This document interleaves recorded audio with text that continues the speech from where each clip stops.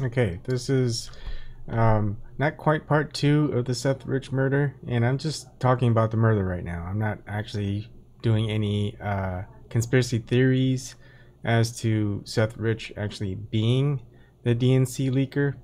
I'm just talking about the murder. And right now, actually, the next part two was going to be based on independent media coverage of the Seth Rich murder.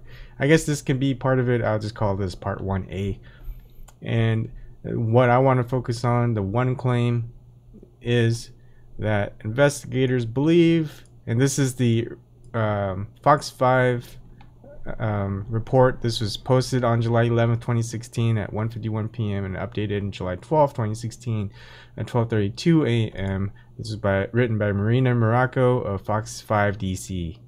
And in it, she says, investigators believe that this could have been a robbery attempt, although nothing was stolen. No one witnessed the killing. And if you watch my previous video on it, you'll see actual oral testimony, oral video of Seth Rich's father saying that too, that he doesn't think that it was a botched robbery. But right now, every mainstream media outlet, every wiki, everything that's establishment, corporate mainstream media, why this feels like a conspiracy is based on that the investigators believe, they don't even think. Look, there's another key word between think and believe. They believe it could have been a robbery attempt. And so far, it's been left at that it's a belief that it was a robbery attempt. You don't get to see any investigators saying that it was a robbery attempt and explaining why it was a robbery attempt, and explaining why there was nothing taken, and explaining why it was just a shooting. And if it was a botched robbery, it was unsuccessful. If it was a coordinated attempt to kill Seth Rich, then it was a success. So the murder part was a success. The robbery attempt was a total failure. So there you go. That just one sentence is just really huge. That investigators believe, that they don't think, that investigators are paid not to believe, they're paid to think. They're paid to have logical reasoning. They're paid to investigate. So that's the difference between a conspiracy theorist and conspiracy believer, right? A conspiracy believer can believe anything they want, and people who listen to the conspiracy believer, they either believe it or not. There's no validity to their belief.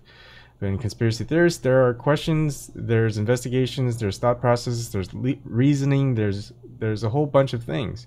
And all it takes is, are we still saying the Seth Rich murder was based off of robbery attempt? And that is the one claim that we should investigate and see if it still holds.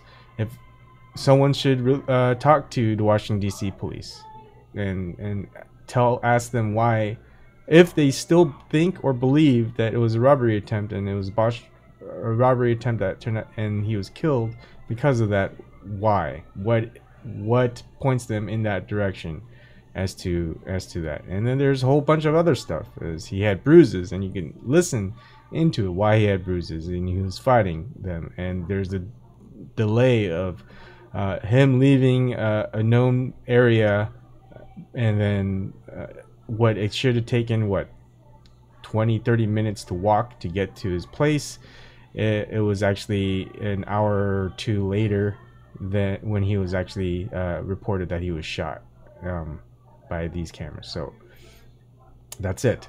Questions, answers, logical thinking, your thought processes onto it. You have my thought processes on it. So let's see the investigators that or the Washington D.C. police. Let's see their thought process. That's all I want. That's all what people want. We want to solve this murder, regardless if it's Seth Rich that leaked the DNC files. So okay, that's it.